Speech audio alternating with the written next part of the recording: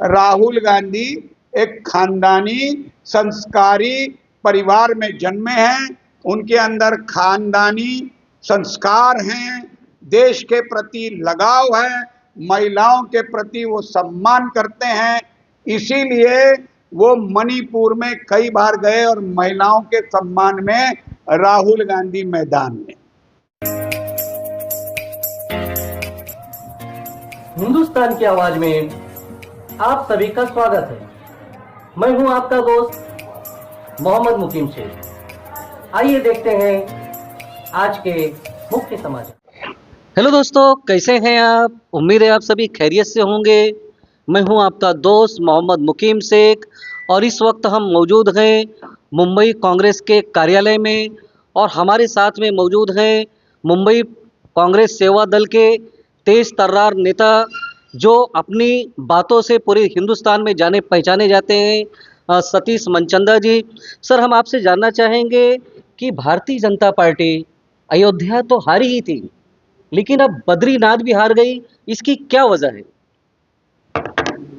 आप ये सोचिए कि प्रभु राम के नाम से इन्होंने लूट मचाई थी।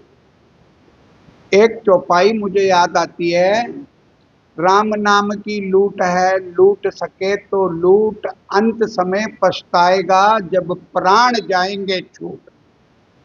बीजेपी ने इसको उल्टे तरीके से ले लिया, राम के नाम से अपनी तिजोरियां भरने लगी और जनता के घर बर्बाद किए। आपको पता है, रामलला का मंदिर बनना चाहिए था, मंदिर बना, सब कुछ हुआ, उसमें कोई दो राय नहीं है, उसका किसी को विरोध भी नहीं है, कोर्ट के ऑर्डर थे, उसके अनुसार मंदिर बना। मगर रामलला का मंदिर बनाने के लिए 18,000 राम भक्तों के घर उजाड़े गए, 20,000 लोगों का उद्योग उजाड़ा गया, हाथ फेरी वालों का सड़कों पे आ गए, कई महिलाएं वृद्ध आश्रम में रह रही हैं। क्या प्रभु राम ने यही सिखाया था? जिस राम ने शबरी के जूठे बेर खा करके 14 साल वनों में भ्रमण किया था अतिताई शक्तियों को खत्म करने के लिए, क्या उसी राम को ये लोग इस तरीके से बदनाम कर रहे थे? और राम ने वो कहा ना, अंत समय पछताएगा जब प्राण जाएंगे छूट। बीजेपी के प्राण छूट रहे हैं। वो अयोध्या हारे जहां पर राम का जन्म हुआ था, वो चित्रकूट हारे जिधर प्रभु राम ने वनवास के समय विश्राम किया था, कुछ पल वहां रहे थे मुनि जी के आश्रम में, और ये वही धाम है। दूसरी चौपाई याद दिलाता हूं, चित्रकूट की घाट पर बई संतन की भीड़, तुलसीदास चंदन घसे तिलक करे रघुवीर। ये वो चित्रकूट है जहां पर इनको हरा दिया। रामेश्वर में चले जाइए, रामेश्वर में राम जी ने स्वयं अपने हाथों से शिवलिंग की स्थापना करके सेतु बांधा था। वो रामेश्वर में भी ये लोग हार गए। उसके बाद में आप रामटेक में आ जाइए, जहां पर अगस्त मुनि का आश्रम था, अन्य मुनियों के आश्रम थे, जहां पर राम भगवान दंडकारनी में उन आश्रम में रहे, वहां भी रामटेक से भी हार गए। फिर नासिक में जहां 6 महीने प्रभु राम पर्णकुटी में रहे, जहां पर शूर्पणखा की नाक काटी लक्ष्मण ने, वहां पर भी इनकी नाक कट गई। अगर बंबई में आएंगे तो दक्षिण बंबई में जहां अमृत की बूंदें गिरी थी, बाण गंगा, उस बाण गंगा दक्षिण मुंबई में आती है, वहां भी ये चुनाव हार गए। अब बद्रीनाथ में हारे, क्यों नहीं हारेंगे? अरे 2.5 किलो सोना खा गए, सोने को पित्तल बना दिया, तो शिव भगवान क्या चुप बैठेंगे? अभी तो भगवान का तीसरा नेत्र खुलेगा और ये भस्म होंगे। आप देखिए, जितने जितने राम के धाम, सब जगह में इनका काम तमाम हुआ है। अब अयोध्या नगरी का तो हाल देखा ना, अयोध्या नगरी के उद्घाटन में ये सनातनी का नाम का नारा देते हैं। प्रभु राम ने जब अश्वमेध यज्ञ किया था तो पत्नी के बिना वो यज्ञ नहीं होता था। या तो दूसरा विवाह करें, पत्नी को बिठाएं, या पत्नी के वजन जितनी सोने की पत्नी बना के बिठाएं। तो राम ने सोने की सीता बना करके अश्वमेध यज्ञ किया था। अब ये हमारा प्रधानमंत्री, जिसका बच्चा नहीं, जच्चा नहीं, जिसका घर नहीं, द्वार नहीं, अकेला ही दंडवत करके वह राम की स्थापना करने लग गया। आपको बड़े बड़े उद्योगपति दिखे, बड़े बड़े फिल्म स्टार दिखे, अमिताभ बच्चन से लेके अरुण गोविल तक, अंबानी से लेके अदानी तक, कोई गरीब आदमी आपको दिखा? अरे प्रभु राम तो वो थे जिसने गरीबों के द्वार पे जाकर के झूठा भोजन खाया था। शबरी के झूठे बेर खाए थे ना। शबरी कौन थी? बैकवर्ड कम्युनिटी की, मातंग मुनि के आश्रम में रहती थी। उनकी इतने सालों की लग्न पूरी की, और आप तो शबरी के समाज को पूछा ही नहीं, सिर्फ बड़े बड़े लोगों को बुलाया। ये सब ढकोचला है। अब आगे आगे जो इनकी, अभी मैं कल ही सुना हूं, मैंने कल एक तमाशा सुना हूं, उसका वीडियो भी देखा हूं। अब ये अंबानी जी जो इनको चला रहे हैं, मोदी जी को, मोदी की सरकार चलाने वाले अंबानी और अडानी, जो ये मोदी को चला रहे हैं, उन्होंने अपने पुत्र का विवाह किया। कहते 4,500 करोड़ रुपया उन्होंने खर्चा किया। अच्छी बात है, पैसा है, आप खर्चा करो, मगर बड़े बड़े मंदिरों में, जैसे हम लोग के घर में शादी होती है, हमारे घर में कोई मंदिर है या कुल देव है, हम वहां पर पहली पत्रिका चढ़ाते हैं, वैसा इन्होंने वो डब्बा वहां भेजा। उसका वीडियो मैं आपको भेजूंगा, आप इसके अंदर चढ़वा देना। गंगा मंदिर में इन्होंने वो अपना निमंत्रण पत्र भेजा, डब्बा खुलवा के उसकी फोटो खिंचवा ली, बाद में वो वापिस ले लिया, क्योंकि उसमें सोने का बिस्कुट भी था, उसके अंदर नगद दक्षिणा भी थी। वो डब्बा वापिस ले लेने के बाद में एक लिफाफा वहां के महंत जी को दिया, जो महंत जी ने लेने से इनकार कर दिया। अब इनकी बुद्धि मारी गई है। कहते हैं कि जब आदमी का विनाश आता है, पहले उसका विवेक मर जाता है। इनका विवेक मर चुका है। आप आगे आगे देखिए होता है क्या।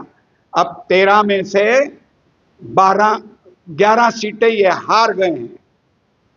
पश्चिम बंगाल में इनकी तीनों की तीनों सीटें ये हार गए हैं।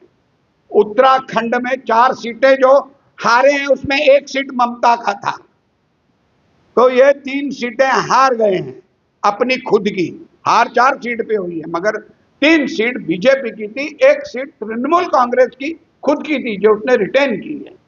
और इसी प्रकार उत्तराखंड में दोनों की दोनों सीटें हारी, जिसका एक आपने जिक्र किया बद्रीनाथ का, क्यों हारे मैंने बताया कि बद्रीनाथ का 250 किलो सोना पित्तल का बन गया।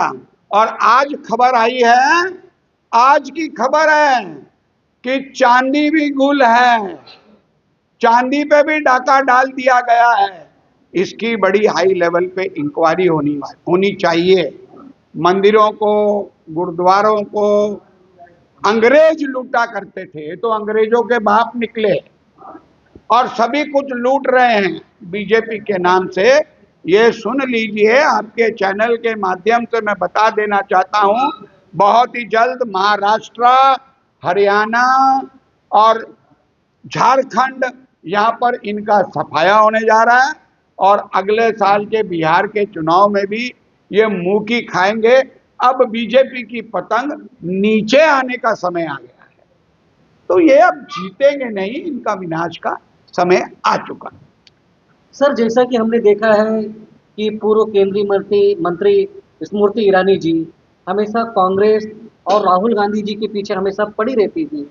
उसके बावजूद पिछले दिनों देखा गया कि राहुल गांधी जी ने स्वयं ट्वीट करके लोगों से निवेदन किया कि स्मृति ईरानी के बारे में कोई भी आपत्तिजनक, स्मृति ईरानी क्या किसी के बारे में आपत्तिजनक पोस्ट न करे। इसकी क्या वजह होगी? देखिए, खानदानी है। आप आम की गुठली लगा के बबूल का पेड़ तो नहीं पैदा होगा, जामुन की गुटक लगाने से आम तो नहीं पैदा होगा। वो खानदानी है, उसमें खानदानी संस्कार है। और बड़े बड़े ऋषि मुनियों ने ये आतिताई शक्तियों की इतनी यातनाएं सही, मगर उनको कभी तकलीफ नहीं दिया। राहुल गांधी ने क्षमा किया। अरे उस परिवार की आप बात करते हैं, सोनिया जी, प्रियंका जी, राहुल जी, तीनों ने राजीव गांधी के हथियारों को क्षमादान दे दिया। सनातनी धर्म में क्षमादान से बड़ा कोई दान नहीं है। तो स्मृति ईरानी को स्वयं सोचना चाहिए, बीजेपी के नेताओं को स्वयं सोचना चाहिए। एक छोटा सा उदाहरण देता हूं। गोबर का ढेगला पड़ा है, उसमें पत्थर मारोगे तो छींटा किस पे उड़ेगा? आप ही पे उड़ेगा ना। तो बीजेपी का काम है, गू में पत्थर मारती है, खुद के शरीर पे छींटा उड़ाल के देती है। राहुल गांधी एक खानदानी संस्कारी परिवार में जन्मे हैं, उनके अंदर खानदानी संस्कार हैं, देश के प्रति लगाव है, महिलाओं के प्रति वो सम्मान करते हैं। इसीलिए वो मणिपुर में कई बार गए और महिलाओं के सम्मान में राहुल गांधी मैदान में। दुनिया गई 56 भोग खाने के लिए। एक बात और बता देता हूं, दुर्योधन का मेवा त्यागो, साग विदुर का खायो रे। ये सुना है ना? कृष्ण भगवान को दुर्योधन ने अपने यहाँ पर जजमानी के लिए बुलाया तो उन्होंने भोजन खाने के लिए इनकार किया। कहा भोजन कहाँ किया जाता है? मित्र के घर। आप मेरे मित्र नहीं हैं, तो मैं विदुर जी के घर जाऊंगा जहां उन्होंने मकई की रोटी सरसों का साग खाया। अरे ये तो वही राहुल गांधी है, अंबानी का निमंत्रण ठुकरा के बेरोजगार युवाओं में बैठा था, उनकी पीड़ा को सहन कर रहा था। अरे ये तो अवतार पुरुष है। मोदी खुद मुंह से अपने आप को अवतार कहते हैं, राहुल गांधी को हम अवतार मानते हैं। हम अपना एक सौभाग्य मानते हैं कि उस गांधी, जिस गांधी ने वो गाना है ना, दे दी हमें आजादी बिना खड़ग बिना ढाल, सागरमती के संत तूने कर दिया कमाल, उसको देखने का हमें सौभाग्य नहीं मिला। राहुल गांधी जी में हम उस गांधी जी की छवि देखते हैं और उनको नमन करते हैं और अपने आप को सौभाग्यशाली समझते हैं कि हमें इस युग के राहुल गांधी जी की महात्मा गांधी जी से कोई तुलना नहीं हो सकती है। ये मैं स्पष्ट कर दूं, नहीं तो फिर इसको तरोड़ा मरोड़ा जाएगा। परंतु उनके कुछ गुण उनके अंदर दिख रहे हैं, जनता के लिए हैं, जनता के बीच में रह रहे हैं। अरबों खरबों रुपया खर्च किया गया उनकी छवि खराब करने के लिए, और राहुल गांधी ने एक पैसा खर्च नहीं किया। कश्मीर से, कन्याकुमारी से कश्मीर और मणिपुर से मुंबई तक की यात्राएं निकाल के सारी जनता को अपने गले लगा लिया, जिसका परिणाम आप लोग के सामने है। आपने अपना कीमती समय दिया, उसके लिए बहुत बहुत धन्यवाद। दोस्तों, शासन प्रशासन अगर आपकी आवाज़ नहीं सुन रहा है तो आप हमें आवाज़ दें, हम बनेंगे आपकी आवाज़ और आपकी आवाज़ बनेगी हिंदुस्तान की आवाज़। इस वीडियो को अगर आप हमारे चैनल पे पहली बार आए हैं तो इस वीडियो को ज़्यादा से ज़्यादा शेयर करें ताकि मनचंदा जी के विचार, कांग्रेस के विचार ज़्यादा से ज़्यादा लोगों तक पहुंच सकें। धन्यवाद।